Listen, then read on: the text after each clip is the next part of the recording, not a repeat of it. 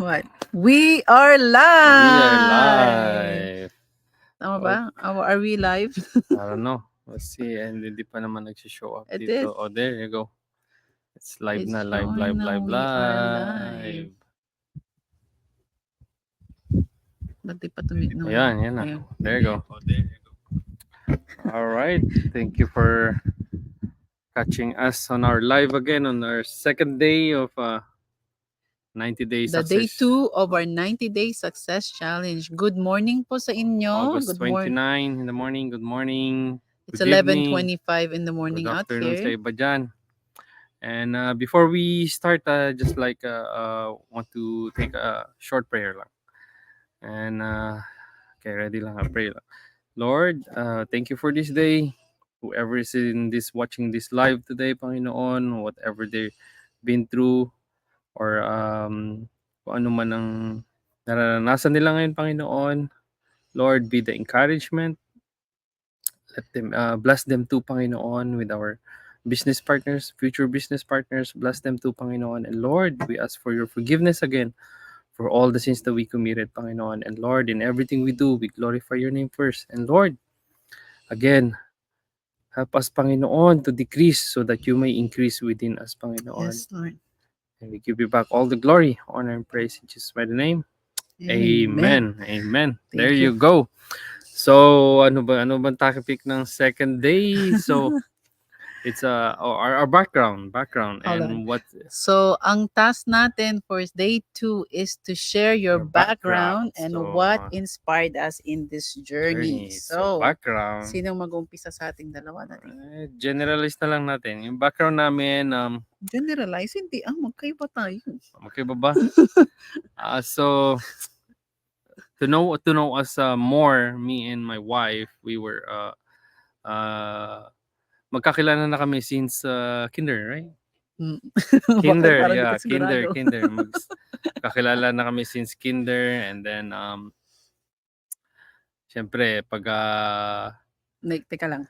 So, we're both born and raised in the Philippines. Sa Balatok. Balatok, that's in Mines. Benguet. Balatok Mines in Benguet. For those who are more familiar, siguro, maybe Baguio. If you say Baguio, so we're close there, but then Baguio is in Benguet. And so, in where we live in one of the small or barangay. barangay or town Or in Benguet. Makamudita, But Baguio is our city. Itogon. Yeah. Or malapit kami sa may Kias, sa PMA. So, sa mga... or malapit sa Luwakan Airport. So, sa mga... Good morning. Good morning, Ate Debbie. Ilocano. Hello, good morning, Ate Debbie. Nahuli mo kami. Natiliw na ni Ate Debbie. Yeah. From work siguro yan si ate. But anyway, so we grew up from the same small town. It's Balatok. It's a mining company. Yun nga, classmates kami started in kindergarten kasi we were born same year.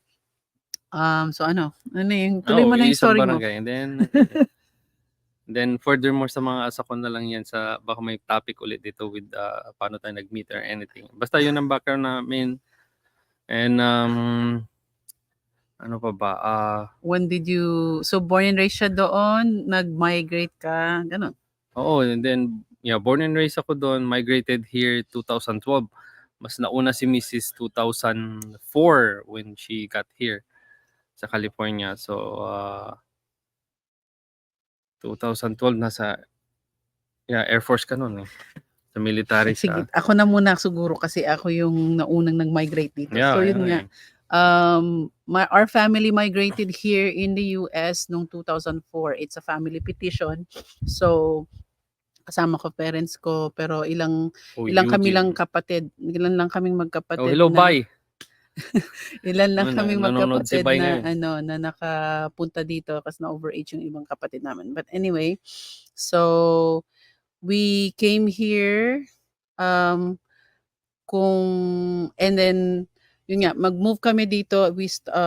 Yung tito ko ang nag-petition sa amin. So ang something na naalala ko noon, kuwento ng mother ko is we only had $13 pocket money nung nag-migrate kami dito. So, talagang nag-start kami from scratch. Yeah. Kasi 'di ba when you migrate talaga namang wala kami, I mean, so we stayed with our uncle for almost a year. Mhm. Gano'n yung situation namin. So, and ilang taon na ang parents ko when we migrated here. So, work-wise, and even most Filipinos naman or most immigrants who come here, yung mga profession nila from their country, either hindi nila na magagamit dito, or you have to take a test again in order for you to get Mhm. a license, to be licensed. My dad is an accountant in the Philippines, pero he cannot practice it here and he's already too old. Sabi niya, ayaw ko na mag-take ng mga test na ganyan. Magtrabaho na lang tayo ng kahit ano. And most of immigrants naman dito sa US talaga, we start from kahit ano ng trabaho, right? Yeah. So, ako, I was 15 years old. Thankfully dito sa US, you can have a job at a young age, 'di ba? So, even though, well, I graduated high school already in the Philippines before we migrated here. So, instead na mag-high school ulit ako, kasi ang high school dito, you're up to 18 years old. So, supposed to be, yun yung sinasabi na sa akin, oh, you should go back to school in high school. But we tried, we went to the school, sabi ng principal, no, you already have a diploma, so you don't need to, sabi niya. So, ang ginawa ko na lang for that year, I went to look for a job. And first job ko was cashier ako sa Little Caesars. It's a pizza store out here. Hanggang sa Mhm. na-train na rin ako sa Hmm. back and everything. So, natutunan ko lahat ng mga different positions dun sa loob ng pizza up to a point na para akong lead na dun sa store na yon. But that was my first job. Pero ang goal ko noon, because we're so close to the airport, San Francisco Airport here, yun ang goal ko, makapagtrabaho sa San Francisco Airport kasi mas mataas ang minimum wage nila. Because magkano ba minimum wage ko noon? It was just $9 maybe bucks? no, 7? $6-7 pa ata noon nung nag-start Oo. ako. That's so masyadong mababa. And then in the airport though, at least you start more than $10 before. So, but then they require me to be 18 years old before I can start sa airport. At the same time, sabi ko, okay, of course, syempre, I have to go back to school as well. So, but since I was already late to start sa school, sa college then, and I wasn't ready that time, kaya nag-work muna ako for the first year, I waited for, parang nag-work ako for 1 year muna before I went to college out Mhm. here. Then, I went to college, community college lang muna kasi mas mura ang community college. So, and na-surprise ako, that's ibang-iba pala ang US compared sa on how college is in the Philippines. Kung sa Philippines, and nasanay na ako kasi actually I started my first semester in college sa SLU sa Baguio. But hindi ko na tinapos kasi nga nandiyan ang papers eh. Tapos what's the point? Sabi ko, ba't ko pa tatapusin yung isang semester kung hindi naman Mm. na ako babalik sa Philippines. So, anyway, ang expectation ko that time for college is like just the same in the Philippines. Sabihin mo lang, i-claim mo, kung ano yung, ang tawag nito, ano yung course na gusto mo, degree na gusto mo, and then they will provide you all the classes that you will take. Yun na, ganun. Yung pala dito, iba. You choose the classes that you want. Ito yung mga, sabihin lang nila, ito yung mga general education na kailangan mong i-take, or ito yung mga prerequisites before you can even transfer. Iba pa pala yung program, yung nursing program, iba pa pala yun. Hindi, or I mean, not necessarily nursing program, but any program that you get in. The community college is just for general education. Mm. Tapos, kung gusto mo nang mag-proceed, magkaroon ka ng bachelor's degree, kukuha, ibang schooling pa pala yun. Kailangan pala mag-a-apply ka pa ulit. So, all those things na parang it was overwhelming sa akin nung time na yon dahil hindi ko alam na ganun ang nangyari. Hindi ako na bigyan ng enough guidance during that time. But anyway, dahil nga sa nag-start kami from umpisa, And then sa hirap ng buhay and all of us are just getting minimum wage. We have to, all of us are working. My parents are working, I'm working. Yung kapatid ko lang na 7 years old that time was the one who's in school. And so I was full-time sa work while full-time na rin sa college. And that's, I think, maraming makarelate sa akin dito sa ganyan na situation, but because that's how it is out here in the US, right? So that was my case for ilang years. And I was in college or community college for 4 years. Kasi nga ang nangyayari is, I, of course, I cannot give up my job kasi nga tumutulong ako sa mga sa rent namin, sa mga regular bills namin sa family. Kasi hindi naman enough lang yung sweldo ng parents ko. So, and then plus yun nga, yung I need to also, may mga miscellaneous fee rin ako sa school that I have to cover. So, ayoko namang i-burden ang parents ko. So, I've been taking care of all my expenses. So, for 4 years though, na nasa community college ako, sabi ko, teka lang, 4 years na ako sa community college, I haven't been even able to get a degree yet. Associate degree lang ang matatapos ko nito. So, wala, parang feeling ko tumatanda na ako and that I'm going nowhere. So, ang decision ko was or my sister actually convinced me, you know what, why don't you take nursing? Pero sige, gawin mo na yung nursing sa Philippines. Mag-nursing ka. Kasi supposed to be, ang gagawin ko noon, magme-medical, gusto ko maging doktor. Sabi ko, ayoko ng nursing. Kasi yun ang gusto ng tatay ko, pinipilit ng tatay ko, mag-nursing daw ako. Pero dahil, siguro parang ayoko lang gawin yung gusto niya. Tapos feeling ko kasi ang intindi ko noon, ang tingin ko sa nurses before noon, parang para namang utusan ang nurses, sabi ko. Pero kasi ganun ang parang nakikita ko sa Philippines. But then when we got here in the US, ang mga nurses ang mas maraming patient contact kaysa sa mga doctors. So doon ko na realize, kasi ang gusto ko talaga is it's my passion to help other people. So, kung ganun na ang mga doctors, less ang time nila sa mga pasyente, then I don't want to become a doctor, sabi ko. So, doon ako na-convince ng ate ko, why don't you just do nursing muna? At least it could be a good pre-med for you. Kung gusto mo pa rin mag-lead to medicine, then go for medicine afterwards, sabi niya. Pero, dahil nga, mahal ang nursing, tapos nahirapan ako sa situation, I cannot, kung magna-nursing ka dito, kailangan talaga mas more on dapat kung pwedeng full-time ka sa school at walang work or dapat mag-lessen ka ng hours mo sa work, then pero mahirap gawin. Ayaw naman ng dad ko na mag-loan ako. Yeah. So sabi ko, sige, uwi na lang ako ng Philippines. Knowledge ko muna to si Maricha, watching si Maricha. Dion, praying for your recovery bro sa injury mo sa basketball. I know, hindi ako nakakapag-basketball. And sabi ni Ate Jao, upgraded from waitress to a nurse daw, sabi niya. Marami pa kung ano mga different. Waitress, you mentioned waitress. Yes, I did somewhat like a waitress. Actually, ang term nila dito noon, naging position ko, sabi hostess. Parang pangit pakinggan. Kaya nga. Pero naging job ko rin 'yon. I was a hostess sa isang sa Pilipinas pag babanggitin mo 'yon, pangit talaga, pero pag here yung pala it's a profession din. Nagtrabaho ako sa isang assisted living and I was assigned in the kitchen and that was my position, hostess. Sabi ko, parang ayoko ipakita yung uniform ko every time noon. Nahihiya ako.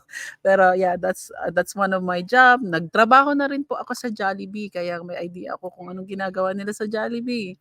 Ano pa mga different na work ko noon. Pero in the airport, nag-work ako ng matagal sa airport. I was a cabin cleaner. A cabin cleaner, yun yung naglilinis ng yung sa loob ng eroplano. Pagkaalis ng mga pasahero, linisan mo yung mga pupulutin namin, lilinisan namin yung pupulutin ng mga basura na naiwan ng mga pasahero. Yun yung most of our work doon as a cabin cleaner. Pero nag-work din ako sa air cargo. So, ng airport. So, yung mga cargo shipment, yun yung mga naging trabaho ko before. And then, yun nga, so supposed to be, uwi na ako ng Pilipinas para mag-aral ako ng nursing. But an unfortunate thing happened to our family na nawalan kami ng mahal sa buhay, nawala yung kapatid ko. Nalaman may Yung boyfriend ka. teka lang, teka lang, wag kang mabilis. Pero yun nga, nawala yung supposed to be, naka-process na, naka-ready na, magsa-start na dapat ako sa schooling doon. Pero Yan, nangyari yung ako pa yung nag-inquire lahat eh. sinulungan niya ako mag-inquire doon sa school doon para maka-transfer ako. Pero namatay yung kuya ko, medyo doon na bahala yung parents ko kasi sabi nila, you'll stay here in the Philippines, baka kung anong mangyari sa'yo. Tapos, pinakilala ko yung asawa ko, yung boyfriend ko nung time na yun. Medyo parang sabi, teka lang, baka kung anong ano, So sabi anong gagawin mo? Balik ka dun sa US. balik ka sa US, sabi May na lang nila. boyfriend ka pala dito kaya gusto mong Kasi kung mag-aaral. anong disgrasya mangyari sa'yo, sabing gano'n. So, wala, balik ako sa US. That time, that was 2009. 2009, that was still recession here in the US. So, wala na akong mabalikang trabaho, or mahirap maghanap ng trabaho that time. And during that time, I tried to go back to school as well, again, trying to take all the prerequisites I need para sabi ko, sige, magno-nursing na lang ako dito. But I need to take some classes pa rin, some prerequisites. Pero yun nga, mahirap na mag-school ka tapos wala kang trabaho. I don't want to do, I don't want to depend on sa parents ko rin naman dahil nga enough lang yung mga sweldo nila para sa regular bills, rents namin and everything. So, doon ako nag-apply sa military. And then, actually, funny story about it is, so nag-apply ako sa different jobs. Nakita ko yung recruiter ng military dito. Sabi ko, sige, apply ako. And then sabi ko sa prayer ko na lang, kung ano ang maunang tatawag sa akin, kung sinong maunang tatawag sa akin, mag-yes ako. Nauna ang military. Teka, palabas to, manonood pati si Micas mga kabasketball Hello sa po. Hello. Hello po. Oh my gosh. Maririnig niyo yung story namin.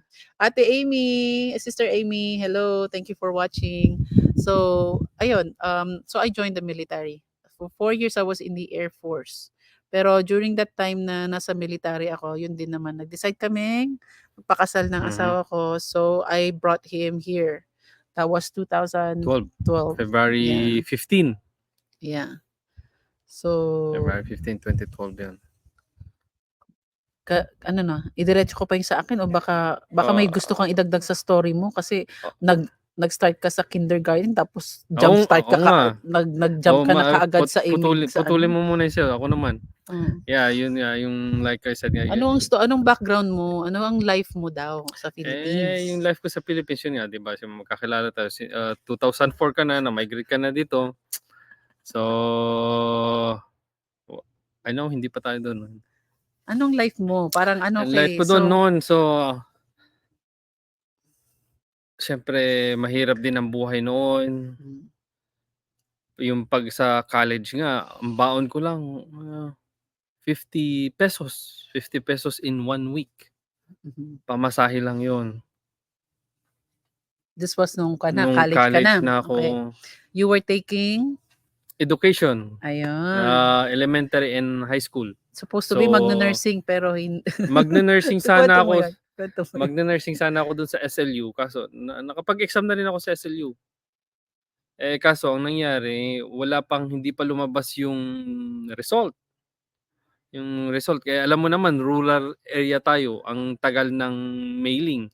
Pagdating ng mail, Pagdating ng 15 mail, or 30 days after natin ma-receive. Mag-i-start ng school year. Kaya sabi ko, no choice. Sige, dito na lang ako. Mag-education na lang ako dito kasi yun naman ang kaya.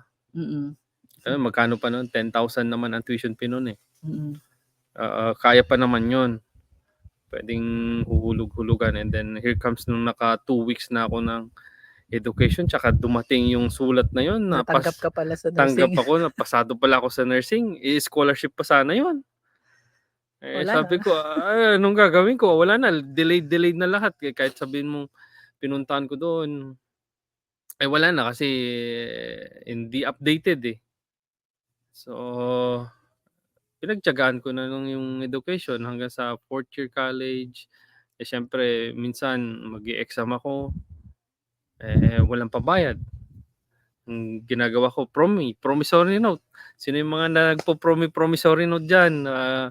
The day ng exam, nandun ka pa nakapila sa accounting office para magpa-approve ng promissory note para to get you approved for exam. Panay cramping lahat ng nangyayari, and then sabi ko, I need to help up my parents, sabi ko gano'n. Pinasok ko ang pagba-basketball sa varsity, at least may 50% dun sa tuition fee. Discount, okay. And then sa choir, nainganyo naman ako sa choir. Pinasok ko rin yung choir kasi another 80%. Edi at least libre na ako sa tuition fee ko. Nung college ako Talaga lang. nag-college ako sa UB pala, sa UB. Hello sa mga unag Tibalay dito UB. Yung mga nag-college diyan. Ayun, si Ate Odessa nanonood din. Hello, Ate. Odessa, Lay. Sis Lay. Hello. Mga back 90s. Oo nga, manang. Oo, si Grace ang kabatch kilala namin. nila kami, si Ate Odessa, kilala nila. Mga taga Balatok yan, mga yan. Kaya, then, ganun ang nangyari. Hanggang sa one semester na lang ako sa 4th year college. One semester na lang. And then, here comes yung opportunity, yung pagpunta ng abroad. Alam mo naman, mentality ng Pilipino, right? Once you go abroad, mayaman ka na agad. Chiching! Yun yung mentality noon eh. Sabi ko, may chance pala akong pumuntang abroad. Pero yung abroad na yun, it's a job sa kwan. Kasi si mama ko na nasa may Macau siya noon as ano tawag noon? Domestic helper. Domestic helper siya. Katulong siya doon sa isang family, Chinese family. So, parang si mama ko ang naghanap ng work namin doon, kami ng kuya ko, sa isang casino hotel to be security. Sabi ko gano'n. So, matinding pa decision yung ginawa ko. Hindi, i-give up ko ba yung pag-aaral ko just to go sa abroad? Sabi ko gano'n. Pero the thing is, syempre kailangan ng yung finances namin. Minsan nga, twice a day lang kami kumakain. Kung anong nandyan, ay yung talbos ng kamote, ganyan. Payless. Paghati-hatian namin magkakapatid. Siyempre, magkakalis na rin yung bunso namin. Siyempre, nahihirapan na rin si mama. So, to make a story short, ayun, mas pinili kong pumuntang Macau.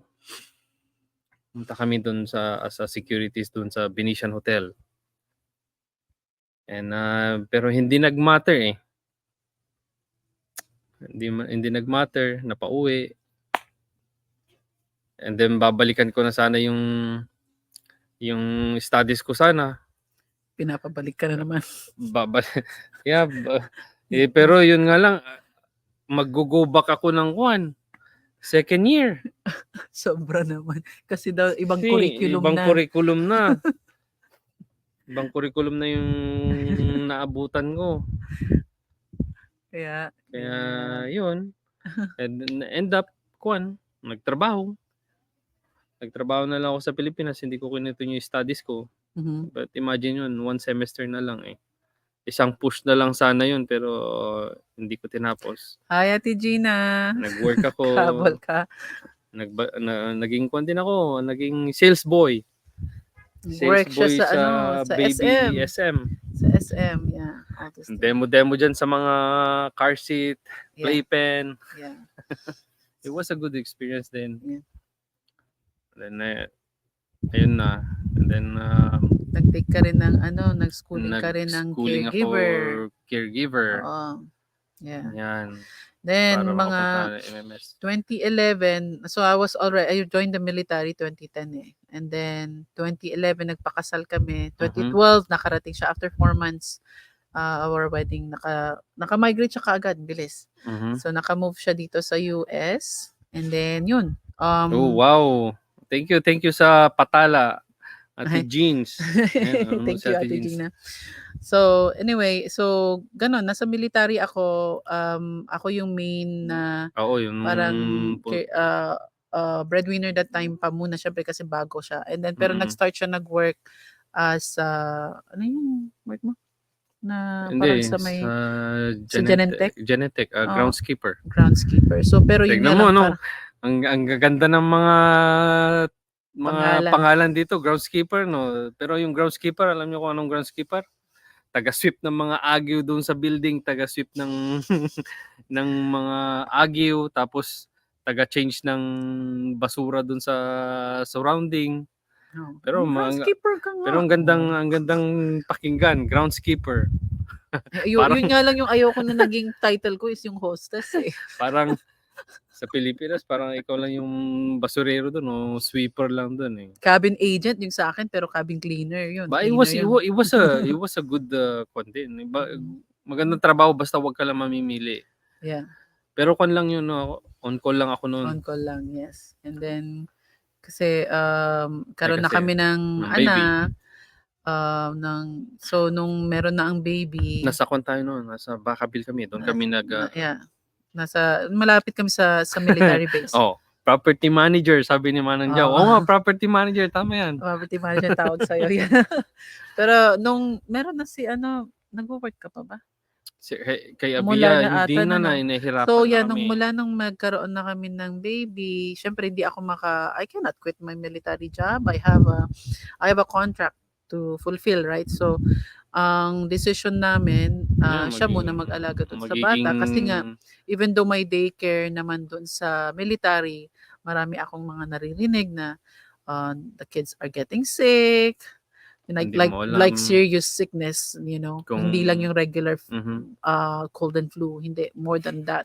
So sabi ko parang nakakatakot naman, this is our first baby, of course, we are very scared na tapos plus it is our responsibility na as parents na yung maalagaan yung bata, lalo na sa mga first few years nila, talagang very important din na andyan meron at least one of us can do it. property And then so manager kaya daw. talaga mula noon pa lang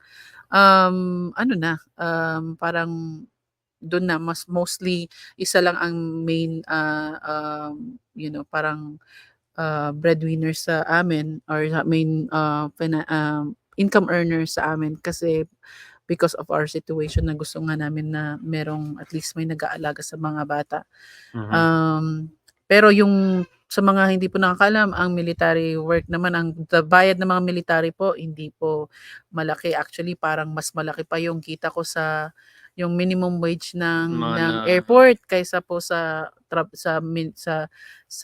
sweldo ng mga military. Yes. But we have good benefits. That's why I'm glad na I joined in sa military kasi after 4 years po sa military, I decided to separate, nag-move kasi gusto ko, sabi ko nga na magtapos. And during the military time ko kasi I was a dental technician and I hurt my hand. I was having carpal tunnel. So sabi ko, instead of pursuing dentistry, I want to go back to doing nursing. So malis ako, I went back to school to do my nursing degree. Schooling siya. Yeah. So nagsuschooling naman ako, yun naman yung time na bumalik naman ulit si Mister. From Vacaville kami, moved kami sa San Francisco. Yes, so now he got a job sa airport. Oo, nag-schooling siya, Yeah. ang nagpasok sa akin noon kasi sila Mama Lani, mga in-laws ko, si Papa Buds. Yeah. They were cabin cleaners. Pinasok ako. Ano yung starting ko noon? It was 14 o 15 ata yun. Mataas na kasi maganda ang minimum wage, mataas ang minimum wage cabin cleaner ng airport. So anyway, siya yung naging breadwinner naman that time. Siya yung main income earner. Ako naman nasa school ako. But that time too, we have our second baby. So we have 2 kids. I'm the one taking care of the kids. Pero alam nyo, ang na-realize ko nung time na yon, hindi ko pala kaya ang nasa bahay. Hindi po ako ang alam ko lang sa cooking, basic lang. Tama yan kasi magwo-work ako, I make sure na may pagkain sila, siya maiiwanan ko pa rin sila, magluluto.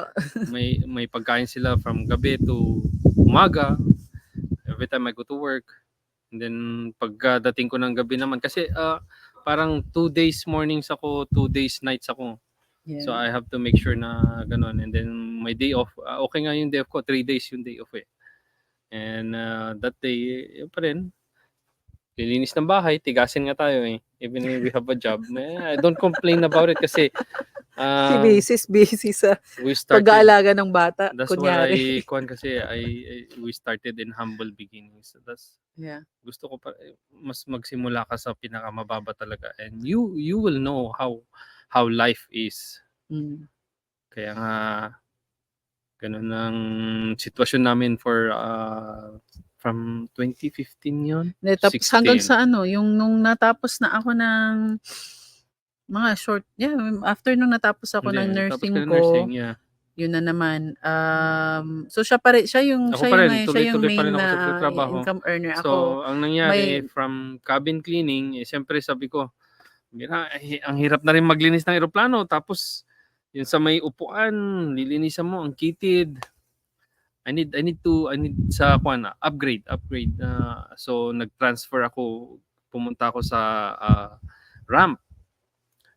Sabi namin, kami yung mga yung mga nag-load ng bag, download ng mga bags, ng mga sa sa airport pa rin, eroplano, pero yeah. taga-guide ng eroplano papunta sa jet bridge, ganyan. So mas okay 'yon, naging din ako doon, naging parang supervisor din ako doon. Mas okay na rin, mas magaan yung trabaho. Kasi nandun ka lang pa-drive ka lang, i-service mo lang yung plane pretty much. Kung nakikita niyo sa when you guys are going on a flight, pag yung mga nakikita niyo doon sa baba, sa may bintana niyo, yung pag naglo-loading pa lang ang plane, kami yung mga gumagalaw doon sa baba. But, ano yung malaking but nun? But kaya ako na hindi ko kasi Kinonvince ko na to na tumigil. hindi ko kasi sinasabi kay Mrs. noon. Minsan nag-double din ako happened 3 accidents sa akin yun. May 3 accidents nangyari doon noon sa trabaho. Na hindi niya sinasabi sa Hindi ko akin. sinasabi sa kanya.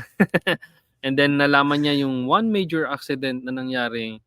Kasi nga, sometimes doon sa ramp, it goes, magiging crazy rin eh. Especially when it was raining. Meron yung mga ibang ibang company o ibang employees dyan. Alam niyo naman na yung mga go-karts namin, kaskasero sila, ang bilis nila magpatakbo. And then, sinuswerve talaga nila, ini-skid nila Tell them, yung di ba, mga yung mga carts doon, yung mga gamit sa airport po, mga matitibay na mga metal yan, Yes. mga matigas na hindi, mas matigas yung mga yun kaysa sa mga regular na sasakyan natin. Kaya, ang nangyari nun, so one time, may nag-skid na cart, yung tag ang tawag namin dun sa mga cart na yun eh. Nag-skid na ganun. Buti in my mind, naglo-load ako ng bag sa may, anong tawag na? Ayun sa may... Sa belt. Sa belt. Basta sa belt para yung mga galing sa taas na bumabagsak from sa baba, niloload ko sa may cart ko. Okay. So, buti, yun nga, thank God for God's wisdom. Buti naalala ko yung phone ko naka-charge doon sa may outlet doon sa may poste. Nung right after pagkaalis ko doon sa may cart ko, here comes yung mabilis na tag. Ngayon bumunggo doon sa mga cart kong nakapila doon. Alam mo, parang domino effect yun eh. Bug. Nung nakita ko nang pa-slide yung isang cart papunta sa akin, mapuputol talaga yung paa ko doon. Tumalon ako doon sa may belt. Pero wala pa rin tumama pa rin yung may likod pero ko. at least you prevented prevented. Buti nga naalala ko yung phone ko naka-charge doon. Binalikan ko. Kung hindi ko naalala yun, I'll be na-squish na ako doon. Yeah. Meron pa yung one time, yung minsan din nagpapapasok ka ng yung plane, may munti kang masasak ng engine.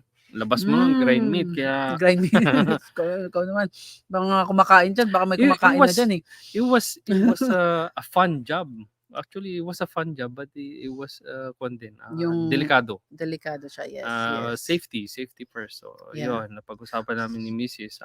Kaya Ikwento mo nga talaga anong nangyari and then ganito tigil ka na no, diyan. tigil ka na yan. I don't want na kuwan na mawalan ng ama ng mga Ama anak yung ko. mga anak ko. Sabi niyang gano'n. Yes, Ate Yes. James, God's guidance. Yes. So, Yan. ayun. So, actually also naman na natapos nga ako ng nursing nga, timing din na nung nakahanap na ako ng trabaho, yun din yung parang Hindi, yung nag-shift na rin ako, nagkuhan na rin ako, umalis ka na nun, no? umalis na ako, nag-Lyft Uber driver na rin ako nung si Lyft, Uber Mrs. driver. naging ano yung tawag nun sa mga first na nurse? Hindi, nagvo-volunteer pa lang ako noon. Volunteer ka pa lang noon Oo. tapos Pero kasi ang military, that's a good thing with my Oo. military, may benefits ako na they can pay me like what they call like a housing allowance while I'm looking for a job. So napakaganda ng benefits Oh, ng hi military. But Kaden anyway, Calwin Jr. so by Hello. Thank you for watching. 2018, kakuha ko ng trabaho ko na, and then we ended up buying a house away from San Francisco. So that's another Mhm. thing. Kaya parang sabi ko kailangan I mean he was continuously doing the Uber Uber Lyft na at least na Ginagawa parang ko. self-employed Ang lalayo sideline pa niya. napupunta ko. Ang nakakatawa pa diyan sa Uber Lyft ko noon.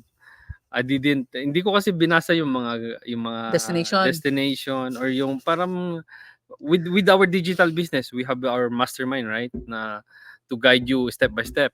Ini-skip ko lahat 'yon kaya wag niyong gagayahin. So, na-end up ako doon, hindi ako nagbasa ng mga guidelines kung paano yung mga or manual ng Uber Lyft, kung paano i-set yung destination para hindi ka mapalayo ng mapalayo.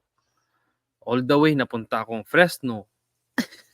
Lalayo. Babalik ako, wala na akong masakyan. Although maisakay. Pero although worth it naman kasi And Fresno is like 3 hours away from ang bayad us. naman is mga $300 to $400. So kuta ka na nun. Yeah, pero pagbalik pa na pagbalik ka sayang. na, wala naman. Meron na naman, nag-further north na naman ako, all the way Sonoma County, nagpanapa, dire-diretso pa doon. And then, and then, teka, aralin ko nga muna itong kung paano, how to set the destination ng hindi ako napapalayo para ipipin ko pa rin yung destination ko nasa San Francisco pa rin. No matter what, mapunta man ako sa malalayo, balik ako doon. San Francisco, yun pa rin ang mga mapipick up ko na magra-ride. And then, nung natutunan ko na, wow, ganun pala yun. And then, so, yun yung with our digital business. It's important na to mag-attend sa masterminds, to check your mag-training. Na-segue ka. Pero mag-training. Balik tayo doon. Yeah. Ayun nga, also nakalipat na kami dito, pumili kami po ng house dito sa Antioch area. And so now it's actually pag yung sa Uber Lyft naman ni Mr. parang lesser, no? Ang ano dito. But mostly because ako dahil syempre I'm doing the commute to get to work sa San Francisco. So parang sabi ko, teka lang, maybe wag mo munang gawin yung mag-Uber Lyft. I want you to focus more sa mga bata. Kasi nga, di ba sabi ko na kanina, mahirap po pala ang mag-alaga ng mga bata. Hindi po ako yung mas marunong po yung asawa ko sa pagluluto. Hindi mahirap.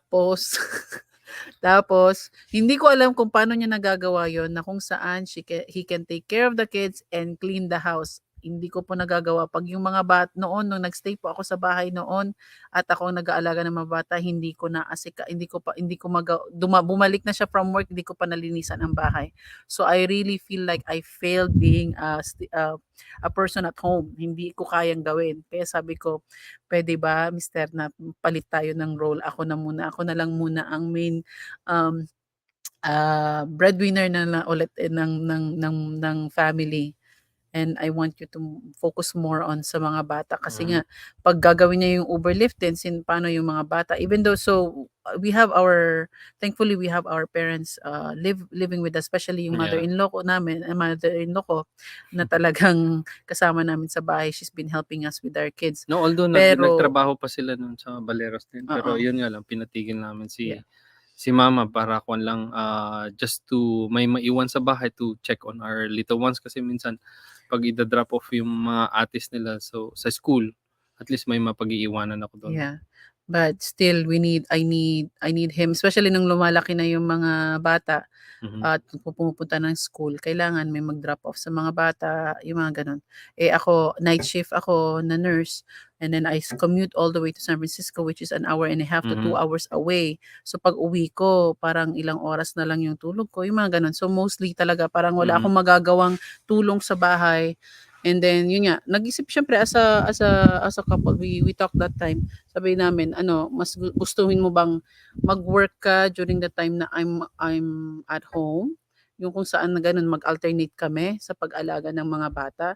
I mean that will pretty much ang mangyayari do'n, hindi na kami magkikita, right? That will Mhm. affect our relationship, our time with yung mga bata rin maano rin na parang hindi kami magkakasama as a whole family. So yung mga gano'n, may marami kang gagawing So ang mas pinili naming option and sacrifice is to na isa lang sa amin na lang ang maging income earner. Kasi nga sa totoosin din lang naman, kahit nagwo-work si mister or even yung part of our income will just go to what daycare, Mhm. right? Kasi ang mahal po ng daycare dito. So, kaya mas maganda, mas practical or mas wise na option is yung gano'n na lang gawin namin. So, yun, gano'n So, nangyari. Mostly si mister na lang kaya naging expert, professional, stay-at-home dad. kung gusto niyong advices diyan, join our club. May Stay-at-home dad. mga members na rin ako diyan. Shoutout Pari Art, Anong Kids. Shoutout sa inyo. Pero yun. Join our club. So anyway, I was a nurse now since 2018. I've been a nurse since then. I'm an ER nurse.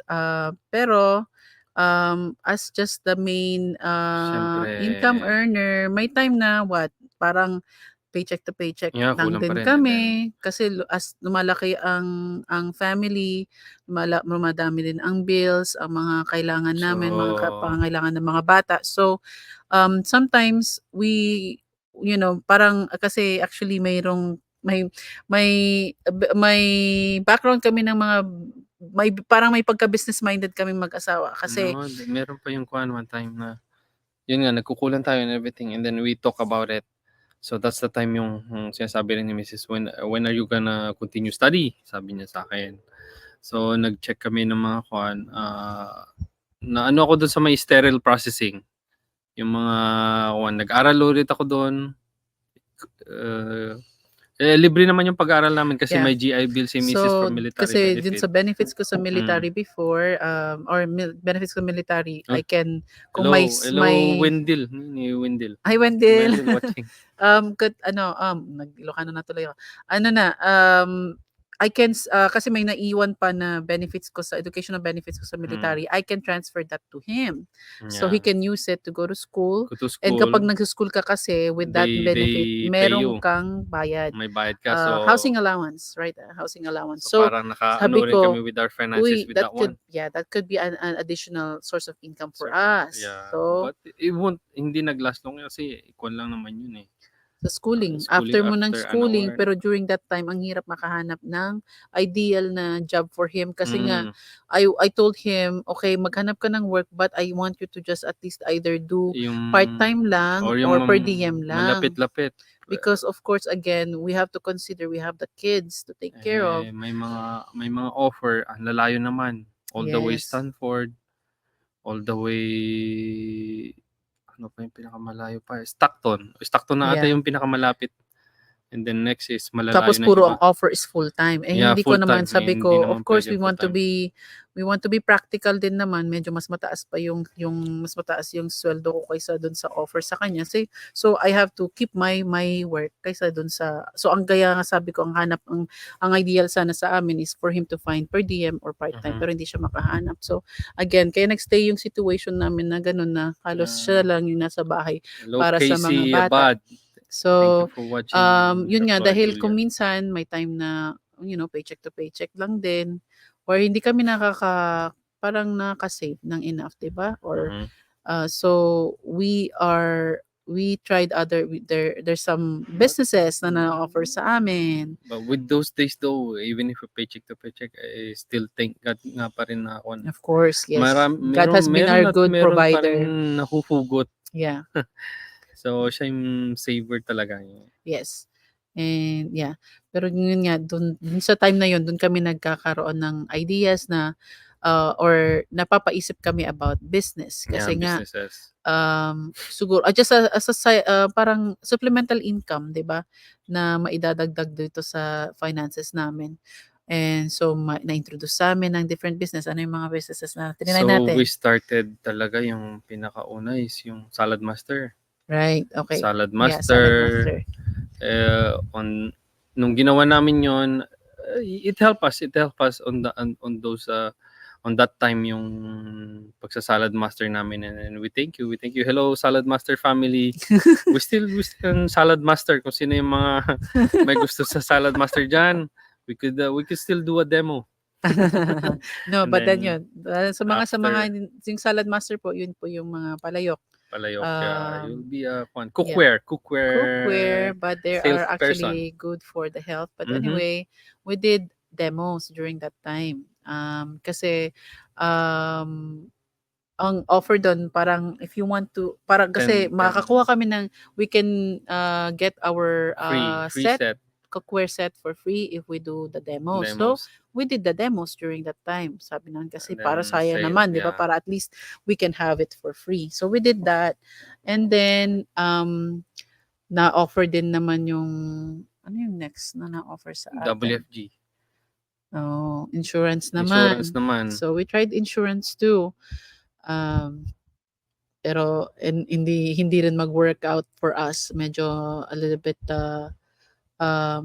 parang it's just not it just didn't work out for us. We're still pero at least when we nag-gain tayo ng knowledge yung about sa insurances, at least we anong tawag nito, nakapag-start tayo sa parang prevention din na if something happen, financially, kasi financial education naman yung ino-offer din nun, and so we were able to, it had help us. At pero as far as yung hinahanap namin na supplemental income, it's still not yet, it's still not the right fit for us. We tried other things nung pandemic naman.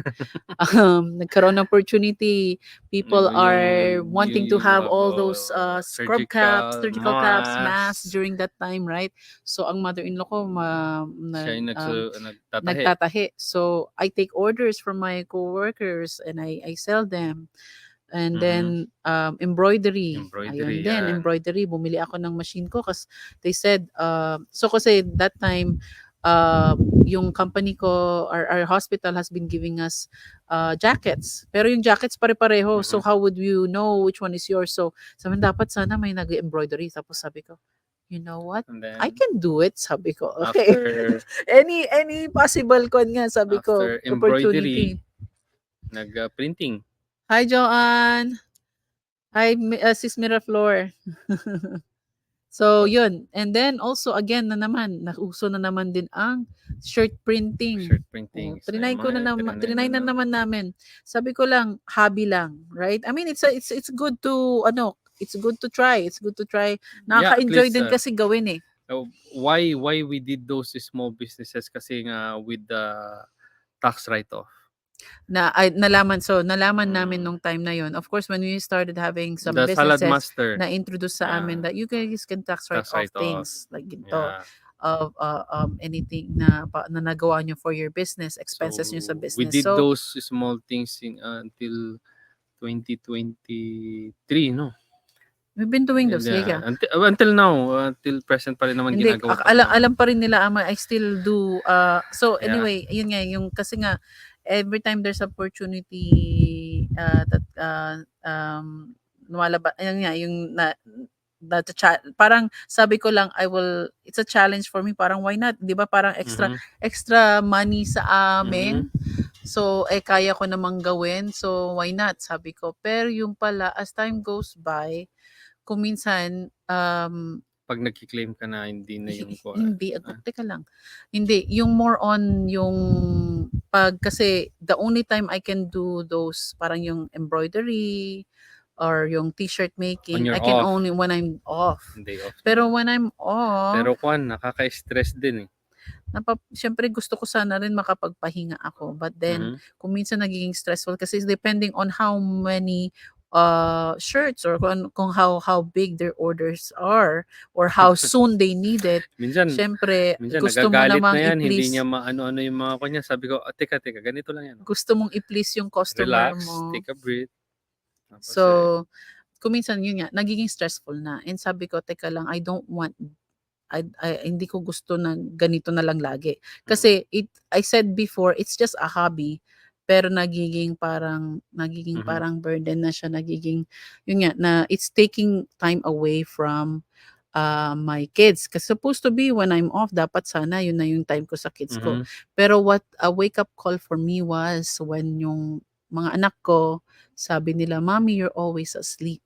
Or I heard one of my daughter talking to her friend na sabi niya, no, my mom is asleep right now. So parang laging yun na lang yung laging excuse nila na parang no, we don't have time to go out. We don't have time. My mom is asleep right now. So parang we can't do this, we can't do that. Parang nalilimit sila because their mom is asleep. Yun na naging cycle namin. Yeah, kasi nga kaya doon kami napaisip, Mami, ano kaya ang sunod na naman nating i-write off? Ano kayang business na naman? Sabi namin, anong business kaya na yung is gonna work for you? Yung mag-work sa'yo. Yeah. Yeah, because of course, we already have an idea and we know that if with businesses kasi you can tax write off. It's been helping us. You can get a tax refund kasi pag may claim kang businesses, lalo na kung mas malaking expenses mo kaysa sa So may refund din kami, pero you can only do claim losses kasi sa mga small businesses 3 to 5 years lang yung mga ganon. So we know that we're almost nearing yung 3rd year namin dun sa embroidery, and I'm like, teka lang, baka I was advised by my cousin na you better change, you better get a different business na, sabi niya. So that's when we were starting to look at different business again, but more on yun nga yung reason ko na teka lang, ayoko ng business na kung saan it's taking time away from my kids more. Lumalaki na, nagiging teenager na yung mga anak ko. Those are crucial time. I don't want them to think na wala si mommy nila nung na parang yun nga, I don't want to lose that time na, or yung I don't want them to think na parang puro na lang ako trabaho and wala akong time sa kanila. So that's what I'm looking for, is a business, sabi ko, that can give us more quality time with my family, and hopefully have more time freedom. Yeah, as much as possible na i-fill up ko yung mga gaps na yon na yung role niya, yung being a mom or anything. Kasi lagi na lang yung gumagawa siya ng excuse eh. Pag tinatanong siya, o bakit? Actually, ano yung sabi nung isang anak natin eh, parang, why daw ako ang nagtatrabaho na lang, tapos si dad daw nila hindi nagtatrabaho. Why don't you go to work? Yun na naman, talaga doon, it hit me there. Yung sabi niya, ba't hindi ako nag-work? I explained to the kids bakit hindi ako nag-work. Alam niyo na yun, with our past previews, yung mga na-interview ko, ayoko na maging emotional? Maiiyak na naman ako eh. Kasi background natin to eh. How did we get to the digital business? How did we end up deciding that is my to join? biggest why. Which is? yung sabihan ka ng 3-year-old mo na hindi ka nagwo-work. Parang gusto mo? Na gusto kong din na makatulong with Mhm. while a stay-home dad, I could still Makatulong sa finances. earn, Mhm. makatulong pa rin sa finances namin mag-asawa with the family. Mhm. And Yes. then here comes Ate Gina. By the way, hello Uncle Sam. Tapos Brother Angeline. Sam. Hello, thank you Hello for po. watching. At saka si Joanne. Yeah. So, here comes Ate Gina. Sinabi niya, may nahanap akong business. Siya yung culprit si Ate Jeans. Ate Gina, you're still there? Shout out to you. Shout out to you, Ate Jeans. Yeah. Kaya yun, sabi niya sa amin, ganito yung amount. Nag-retract kami kaagad kasi nga, syempre, in every business na May investment may naman po. investment. Yes. Laki-laki naman na investment. And then, even us, naging skeptical din kami. We did our own homeworks about it. Uh-huh. And then For once 7 months, then 7 months na naghintay kami before we make a decision. Yeah. Actually, we are blessed to have a sister, si Ate Gina na very tawag nito, parang pero very concerned and nasabi niya actually, don't join yet, let me try it first. Try Kasi it ayoko first, na sabi niya. lahat tayo lulubog. Mhm. Sabi niya. So, And then most important parati, yung every decision na may ginagawa kami ni Mrs., we sit and pray for it. yeah. Pini-pray muna namin yun. And everything, if everything goes smoothly, ito na naman yung It's a para sa sign, atin. it's a sign para sa atin. Pag may mga hindrances, hindi kami nagtutuloy. Yeah. Ayun. So, but then actually this is the first time, this is the I would say, I think this is the first time na talagang before we even jumped in, talagang Mhm. pinag-pray natin. Kasi with other businesses na trinay natin, you Mhm. know what? Yeah, it is ganun. Parang wala masyadong yes, pinag-pray namin during parang nandun na kami sa business and then Mhm. tapos namin pinag-pray.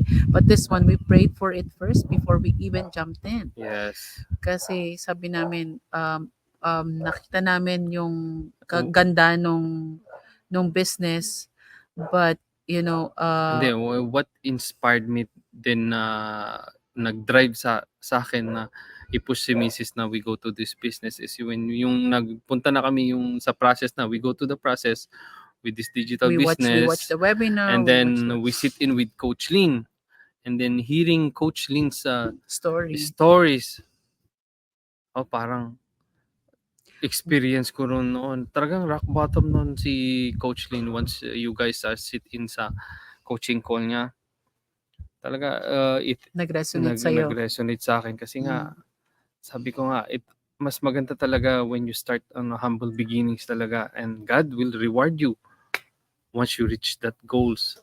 Ngayon, ganun ang nare-reach nga ni Coach Plus Lin. kasi 'di ba, parang talagang matatouch ka sa heart Yes. sa mga Na stories ng mga niya kasi she is real. Yeah. Real na she's talking to you based on her own experience and everything.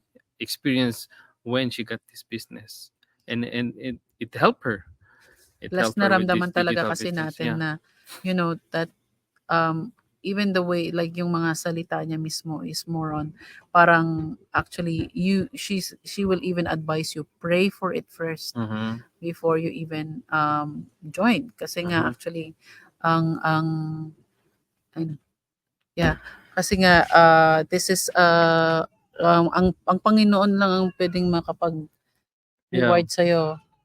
Tsaka, bakit tinitingnan mo yung oras kasi? Magsusundo na ako. ka na. Magsusundo Pero na anyway, ako ng bata. yun yung naging journey namin Palabas na yung hanggang pangatlo sa naming because we figured out na after going through the process ng kasi ng sa digital business na to, we watched the webinar and meron kaming pinanood na yung business, yung pre-coaching videos and those part. Doon kami nakita namin na you know what, this is a good fit for us kasi the good thing with digital business, kahit nasa trabaho kami, basta or nasa bahay si Mister, diba? I could do the work. With the click on your phone lang. You just need your phone and Wi-Fi. That's it. Yeah. So very doable siya, very diba? Yung flexibility niya, Plus, we already Mhm. tested it. Actually, we joined late last year, and nakapag-claim na po kami ng taxes namin. We Mhm. claim for tax write-off sa business na to, and meron po kaming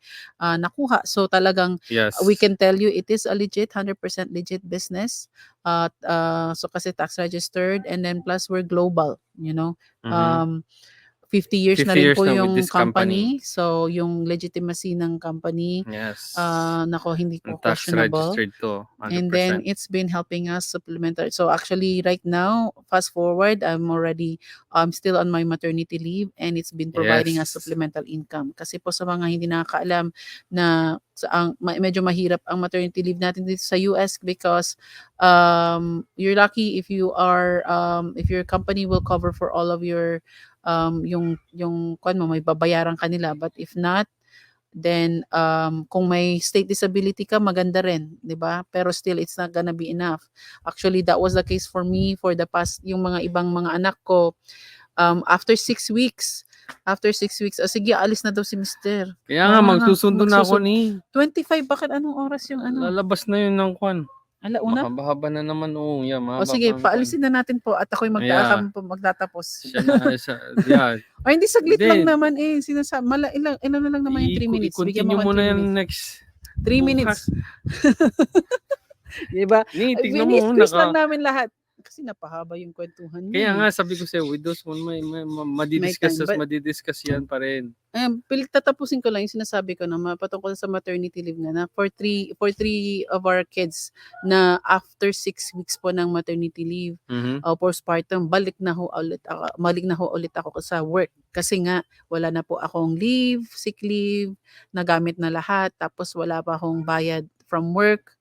So, yung mga ganun na situation. But this is the only time na gagawin ko po na hindi po ako babalik agad in 6 weeks, because I'm confident and I'm blessed. We are blessed. We're thankful to God na provided na po, may dumating na po, may enough na po supplemental income po kami, na kahit hindi po ako pumasok ng kahit mag-extend po ako ng maternity leave ko at wala akong bayad sa work, okay lang po, We still kasi have ang it. business na to po ang magpo-provide po para sa kailangan po namin na financial needs Through namin. Through God, and this business will provide. Yun. So, Okay. there's more to it. So, again, Yes. we will stop our live here Mhm. kasi naalis na si mister. Daddy But duties then, na, for daddy those who duties. are interested, who had been a little bit curious about what we do or Yes. how this business works, visit our website po na there. nakasulat dyan. It's It's Genosop.com Again, this is is Ken, and I'm Zap. We are and the proud digital business business owners. Thank you for staying with us, and for those who will watch the replay, put your comments there kung Yes. taga saan po kayo, and or kung may question po PM kayo, us. comment down below, Message or us. just send us a message. Yeah, send us a message if you want to know more about this We are digital excited business. to share to you Yes, this good then opportunity that we are in. We're praying for you guys. We're praying Yes. for you that it could help to you too. Yes. That it help us. Yes. All right. Bye again. See you again Maraming tomorrow. salamat. All right. Bye for now. Bye for now. God Bye. bless. God bless. Bye. Bye.